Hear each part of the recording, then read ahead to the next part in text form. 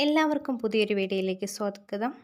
പഠിക്കാൻ മടിയുള്ള കുട്ടികളെ എങ്ങനെ മിടുക്കരാക്കാം, അതിനുള്ള ചില ടിപ്സും ട്രിക്സുമാണ് ഈ വീഡിയോയിൽ ഉൾപ്പെടുത്തിയിരിക്കുന്നത്. പഠിക്കാനുള്ള മടി ചിലപ്പോൾ സ്കൂളിൽ പോകാനുള്ള മടിക്ക് ഒരു പ്രധാന കാരണമാണ്. ചില കുട്ടികൾ പുസ്തകം കൈകൊണ്ട് എടുക്കാൻ തന്നെ സമ്മതിക്കില്ല.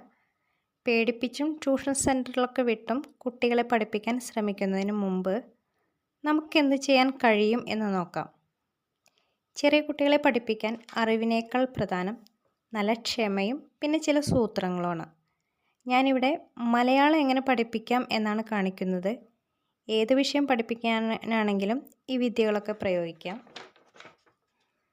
അക്ഷരം അറിയാത്ത കുട്ടികൾ മുതൽ എല്ലാ വിദ്യാർത്ഥികൾക്കുള്ള പഠനമാർഗ്ഗങ്ങൾ ഈ വീഡിയോയിൽ പറയുന്നുണ്ട്.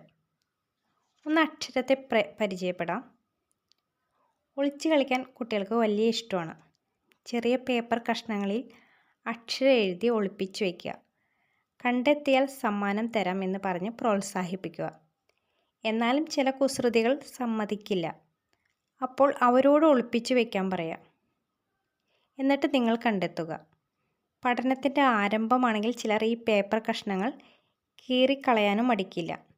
അതുകൊണ്ട് തന്നെ പഠിപ്പിക്കുന്ന വ്യക്തിക്ക് നല്ല ക്ഷമ വേണം. ഈ പേപ്പർ കട്ട് ചെയ്യാനും എഴുതാനും കുട്ടികളെയും കൂട്ടുക. നല്ല കളർ പെൻസിലിൽ എഴുതി ആകർഷകമാക്കുക. അവർക്ക് ഇഷ്ടമുള്ള എന്തെങ്കിലും വാഗ്ദാനം ചെയ്യുക. അതുപോലെ തന്നെ ന്യൂസ് പേപ്പറിൽ പുസ്തകത്തിൽ ഒക്കെയുള്ള ഒരക്ഷരം എഴുതിയിട്ട് ഈ അക്ഷരം ഈ ന്യൂസ് പേപ്പറിൽ എവിടെയുള്ളതെന്ന് കണ്ടുപിടിക്കുക. കുട്ടികളാണെങ്കിൽ വാക്കുകളൊക്കെ എഴുതിയിട്ട് അത് പേപ്പറിൽ എവിടെയുള്ളത് അതൊന്ന് കണ്ടെത്താൻ പറയുക.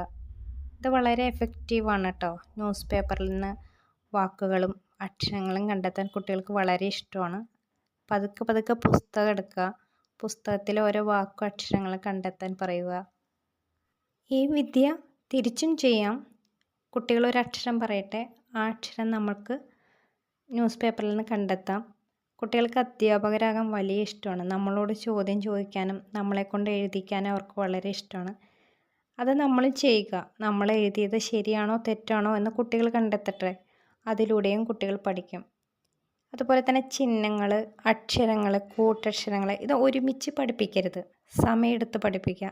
ചിലപ്പോൾ ചില വാക്കുകൾ എഴുതുന്നതിലൂടെ ആയിരിക്കും ചില ചിഹ്നങ്ങളെയും കൂട്ടക്ഷരങ്ങളെയും അവർ പരിചയപ്പെടുക. വാക്കുകൾ പഠിപ്പിക്കുമ്പോൾ അവർക്ക് ഇഷ്ടമുള്ള കാര്യങ്ങൾ ആദ്യം പഠിപ്പിക്കുക. വീട്ടിലുള്ള ആളുകളുടെ പേര് എഴുതാൻ പഠിപ്പിക്കുക.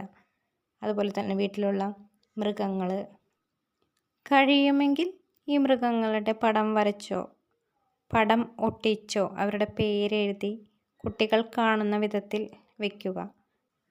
ധാരാളം കാണുകയും കേൾക്കുകയും ചെയ്യുമ്പോൾ അവർ സ്വാഭാവികമായിട്ട് ആ വാക്ക് പഠിച്ചിരിക്കും. അതുപോലെ തന്നെ പച്ചക്കറികൾ, പഴങ്ങൾ ഇതൊക്കെ പേര് പറഞ്ഞ് പറയിപ്പിക്കുകയും പറ്റുമെങ്കിൽ അതിൽ ആ പേരെഴുതി ഒട്ടിച്ച് അവരെ കാണിക്കുകയും ചെയ്യുക. വീട്ടിലുള്ളവരുടെ പേര്, കൂട്ടുകാരുടെ പേരുകൾ, മൃഗങ്ങളുടെ അവരെ വല്ല ഓമനപ്പേര് വിളിക്കുന്നുണ്ടെങ്കിൽ ആ പേരുകൾ അതൊക്കെ എഴുതാൻ കുട്ടികൾക്ക് വളരെ ഇഷ്ടമുള്ളൊരു കാര്യമായിട്ട് തോന്നിയിട്ടുണ്ട്. പുസ്തകം വായിക്കുന്നതിനേക്കാൾ കുറേ കൂടി താല്പര്യം ന്യൂസ് പേപ്പർ വായിക്കാൻ അവർക്ക് തോന്നിയിട്ടുണ്ട്. അങ്ങനെ അതിൽ അക്ഷരങ്ങൾ കണ്ടെത്താനും വാചകങ്ങൾ വായിക്കാനും കുട്ടികൾക്ക് കൂടുതൽ താല്പര്യം തോന്നിയിട്ടുണ്ട്. കുട്ടികൾക്ക് നമ്മെ പഠിപ്പിക്കാൻ വളരെ ഇഷ്ടമാണ്. അപ്പം നമുക്ക് അവരുടെ പുസ്തകം എടുത്തിട്ട് നമുക്ക് അക്ഷരം അറിയാത്ത പോലെയും വാക്ക് വായിക്കാൻ അറിയാത്ത പോലെയും അഭിനയിച്ചാൽ അവർ പറഞ്ഞു തരും. അവർക്ക് നമ്മളെ പഠിപ്പിക്കാൻ വളരെ താല്പര്യമുള്ളൊരു കാര്യമാണ്. കുട്ടികളെ നമ്മുടെ അധ്യാപകരാക്കുക. അതവരുടെ പഠനം മെച്ചപ്പെടുത്തും. അവർക്ക് നമ്മളെ പഠിപ്പിക്കാൻ വളരെ ഇൻട്രസ്റ്റുള്ള കാര്യമാണ്. ഓരോ അക്ഷരം വെച്ചുള്ള പരമാവധി വാക്കുകൾ കണ്ടെത്തി കുട്ടികളെ കൊണ്ട് പറയിപ്പിക്കുക. ഉദാഹരണത്തിന് ആ വെച്ചുള്ള വാക്കുകൾ. അപ്പോൾ സ്വാഭാവികമായിട്ട് അവർ ആ വെച്ചുള്ള വാക്കുകളും പറയും. അപ്പോൾ ഇത് രണ്ടും രണ്ട് അക്ഷരമാണെന്ന് അവരെ ബോധ്യപ്പെടുത്തുക.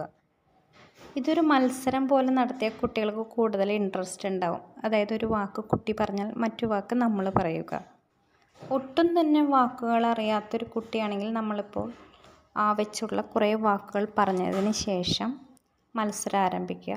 എന്നിട്ട് നമ്മൾ പറഞ്ഞ വാക്കുകൾ അവർ ഓർത്ത് പറയട്ടെ. ഓരോ അക്ഷരം വെച്ചും ധാരാളം വാക്കുകൾ കണ്ടെത്തി പറയിക്കാൻ ശ്രമിക്കുക. അതുപോലെ തന്നെ ചിഹ്നങ്ങൾ പ്രയോഗിച്ചിട്ടുള്ള വാക്കുകളും കണ്ടെത്താൻ ഉദാഹരണത്തിന് കാ വെച്ചുള്ള വാക്കുകൾ പറയിപ്പിക്കുക, കീ വെച്ചുള്ള വാക്കുകൾ പറയിപ്പിക്കുക.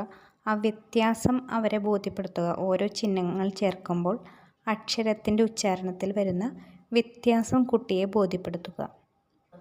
കാ വെച്ചുള്ള 2 വാക്കുകൾ പറഞ്ഞേ. കാപ്പി. അത് കാപ്പിയല്ലേ? കാ വെച്ച്.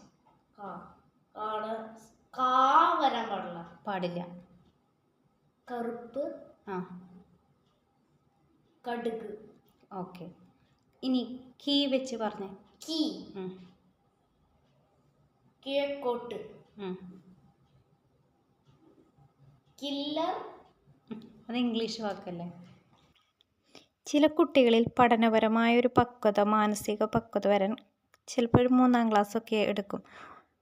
അപ്പോൾ നമ്മളവരെ കൂടുതൽ കുറ്റപ്പെടുത്തി അവരുടെ ആത്മവിശ്വാസം നഷ്ടപ്പെടുത്താൻ ഇടവരുത്തരുത്. നമ്മുടെ വാക്കുകൾ കൊണ്ട് അവരെ ഒരുപാട് വേദനിപ്പിക്കരുത്. കൂടെ ഇരുന്ന് പഠിപ്പിക്കാൻ ശ്രമിക്കുക. ഇപ്പോൾ 1-2 വാക്കുകൾ വീതം എല്ലാ ദിവസവും, അതൊരു സ്ഥിരത ഉണ്ടായിരിക്കും. ഇപ്പോൾ കുറച്ച് പഠിപ്പിച്ചു പിന്നെ ഒരാഴ്ച കഴിഞ്ഞിട്ട് നമ്മൾ ശ്രമിച്ചിട്ട് കാര്യമില്ല. ഒരു കളി പോലെ, അല്ലാതെ പേപ്പർ ഇപ്പോൾ പുസ്തകം എടുത്ത് വെച്ച് നോട്ട് പുസ്തകം എടുത്ത് വെച്ച് അങ്ങനെയല്ല. വേണമെങ്കിൽ നമുക്ക് നോട്ട് പുസ്തകമൊക്കെ എടുത്ത് നോക്കി ആ വാക്ക് തന്നെ അത് അടച്ച് വെച്ചിട്ട് നമുക്കത് അതിലേക്ക് എത്തിക്കുക. ആ വാക്കുകൾ തന്നെ അവരറിയാതെ പഠിപ്പിക്കുക. ഇങ്ങനെ പറയാൻ കാരണം ചില കുട്ടികൾ നമ്മൾ വല്ലതും പറഞ്ഞാൽ പറയും, അമ്മ ടെസ്റ്റിൽ പാഠപുസ്തകത്തിലുള്ളതല്ല, പഠിപ്പിക്കല്ലേ എന്നെ എന്ന് മനസ്സിലാക്കിയിട്ട് പഠിക്കാതിരിക്കും. അപ്പോൾ അവർ പഠിപ്പിക്കുകയാണ് എന്നുള്ള ഒരു തോന്നൽ വരുത്താതിരിക്കാൻ വേണ്ടിയിട്ടാണ് ഈ പാഠപുസ്തകം ഒഴിവാക്കിക്കൊണ്ടെന്ന് പറയുന്നത് ആരംഭത്തിൽ. പിന്നീട് അവർ തനിയെ എടുത്ത് പുസ്തകം നോക്കാനും പഠിക്കാനും എന്നുള്ള ഒരു ചിന്ത വരണം.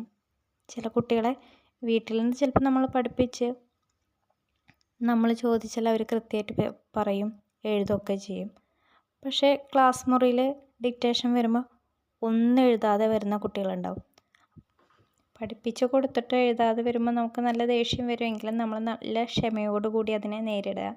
ചിലപ്പോൾ ക്ലാസ് മുറിയിൽ ചെല്ലുമ്പോൾ മറക്കുകയോ അല്ലെങ്കിൽ അവിടുത്തെ ആ ഒരു ഡിക്റ്റേഷൻ രീതിയോട് കുട്ടി പൊരുത്തപ്പെടാൻ സമയമെടുക്കുന്നതായിരിക്കും. ഞാനീ പറഞ്ഞതല്ല എൻ്റെ അനുഭവവും ഞാൻ പ്രയോഗിച്ച രീതികളുമാണ്. പറഞ്ഞ പോലെ ഒരു ദിവസം ഇങ്ങനെ ചോദിക്കുമ്പോഴും പറയുമ്പോഴും പറയും, എന്നാൽ കുറേ ദിവസങ്ങൾ ചോദിക്കാതിരിക്കുകയും ചെയ്യുമ്പോൾ അവർ വളരെ മോശമാവുന്ന പഠനത്തെ വളരെ മോശമാവുന്ന ഒരവസ്ഥയുണ്ട്. അപ്പോൾ ട്യൂഷനേക്കാളും അധ്യാപകരും ശ്രദ്ധിക്കുന്നുണ്ട് വിദ്യാലയത്തിലെങ്കിലും നമ്മൾ വീട്ടിൽ കുട്ടികളോടൊപ്പം കുറച്ച് നേരം എന്തെങ്കിലുമൊക്കെ പറഞ്ഞും മറ്റു പുസ്തകങ്ങളൊക്കെ വായിച്ച് അവരോടൊത്ത് സമയം ചിലവഴിക്കണം. അവരെ മാത്രം വെറുതെ പഠിക്കുന്നില്ല, കിട്ടുന്നില്ല എന്ന് പറഞ്ഞ് കുറ്റപ്പെടുത്തിയിട്ട് കാര്യമില്ല. മടി കാര്യമായി അവരെ ബാധിച്ചിട്ടുണ്ടെങ്കിൽ ആ മടി മാറ്റിയെടുക്കാൻ തന്നെ, അവരൊന്ന് കൂളാക്കിയെടുക്കാൻ തന്നെ കുറേ സമയമെടുക്കും. അത് പതുക്കെ നടക്കുള്ളൂ. ആ കാര്യം ടീച്ചറെയും നമ്മൾ പറഞ്ഞ് ബോധ്യപ്പെടുത്തണം.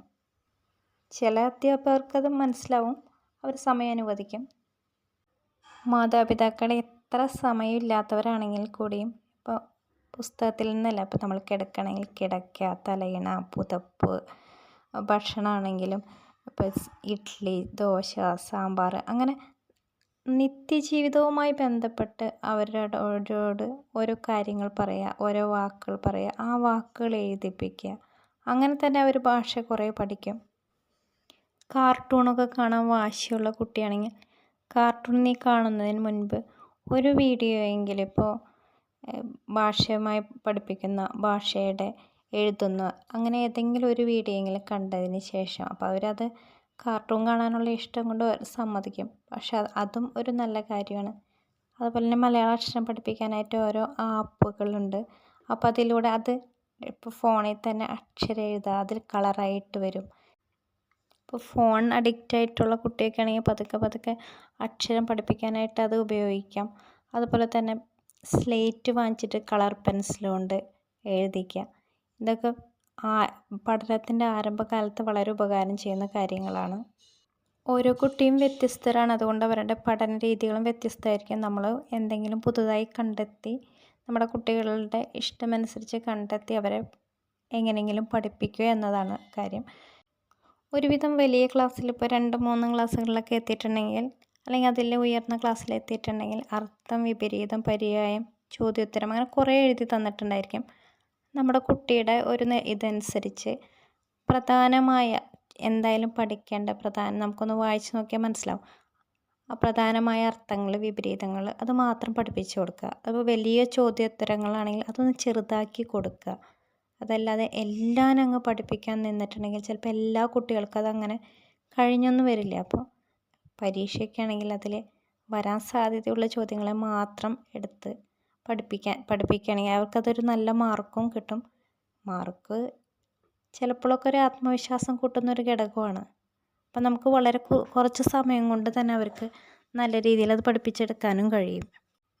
ചില കുട്ടികൾ പഠിക്കില്ല എന്ന് പറഞ്ഞാൽ ഞാൻ പഠിക്കില്ല, അതൊരു വാശിയെ പോലെ, കിട്ടാഞ്ഞിട്ടല്ല, പഠിക്കില്ല. അപ്പോൾ ആ കുട്ടികളോടൊക്കെ ഇപ്പോൾ എൻ്റെ പേരൊന്ന് എഴുതൂ, അല്ലെങ്കിൽ വീട്ടിലുള്ള ആരെങ്കിലും അവരുടെ പേര് എഴുതൂ, നിനക്ക് ഞങ്ങളോട് ഇഷ്ടമില്ലല്ലേ, ഈ രീതിയിലൊക്കെ പറഞ്ഞ് മാനസികമായിട്ടാണെങ്കിലും ഒരു താല്പര്യം ഉണ്ടാക്കിയെടുത്തിട്ട് എഴുതിക്കാറുന്ന രീതികളൊക്കെ ഞങ്ങൾ പരീക്ഷിച്ചതാണ്. പക്ഷെ സമയം കൊടുക്കുക. ചില കുട്ടികൾ ഒരു 3ാം ക്ലാസ്സൊക്കെ ആവും മലയാളമൊക്കെ ചിലപ്പോൾ വായിക്കാൻ തന്നെ തുടങ്ങാനായിട്ട്. പഠിച്ചിട്ട് കിട്ടാഞ്ഞിട്ട് ബുദ്ധിയില്ലാതെ അല്ല, ഒരു വാശി പോലെ വായിക്കില്ല, ബുദ്ധിമുട്ട് ഉള്ള ഒരു കാര്യം ചെയ്യാനുള്ളൊരു മടി കൊണ്ട് വായിക്കില്ല, എഴുതില്ല എന്നൊക്കെ പറയും. അപ്പോൾ അതൊരു ഒരുപാട് ടെൻഷനാക്കി എടുക്കേണ്ട കാര്യമല്ല. പിന്നെ നമ്മൾ എന്തെങ്കിലുമൊക്കെ ഒരു സൂത്രം പ്രയോഗിക്കുക എഴുതാനായിട്ട്. എഴുതിയേ തീരൂ, അവിടെ ഇരുന്ന് എഴുതൂ എന്നൊക്കെ പറഞ്ഞ് ചില കുട്ടികൾക്ക് ഇരിക്കാനൊക്കെ പ്രയാസമാണ്. കുറച്ച് നേരം അടങ്ങിയിരിക്കുക എന്ന് പറഞ്ഞാൽ അവർക്ക് വളരെ ബുദ്ധിമുട്ടുള്ളൊരു കാര്യമായിരിക്കും. അപ്പോൾ എവിടെയെങ്കിലും മരത്തുമ്മലായാലും മരത്തിൻ്റെ പേര് പറഞ്ഞു കൊടുത്തിട്ട് ചോക്ക് കൊണ്ടൊക്കെ എഴുതിക്കുക, അല്ലെങ്കിൽ മരത്തുമ്മ തന്നെ എഴുതിക്കുക. ഇതൊക്കെ ഞങ്ങൾ പ്രയോഗിച്ചിട്ടുള്ള കാര്യങ്ങളാണ്.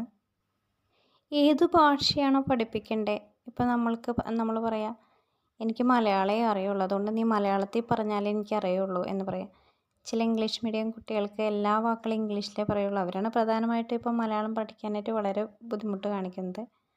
അപ്പോൾ അവരോട് എനിക്ക് മലയാളം അറിയുള്ളൂ, അതുകൊണ്ട് നീ മലയാളത്തിൽ പറയൂ എന്ന് പറയാം. എന്നിട്ട് എല്ലാ വാക്കുകളും മലയാളത്തിൽ പറയിപ്പിക്കുക. നമ്മുടെ പേരൊക്കെ ഒന്ന് മലയാളത്തിൽ എഴുതിക്കുക.